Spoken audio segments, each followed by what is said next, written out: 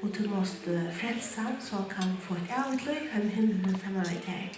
Tack Jesus att jag om vi inte känner dig så känner du först också jag är här och i Rumänien och vi lägger känna så inte framför det kanske är en unga familj, kanske är en familj men han ska närmast lägga mig ut framför det och be för dem och att vi ber för det om att han måste sikta bakom till honom och han får över olika glädje. Tack Jesus att vi kommer be att för dig.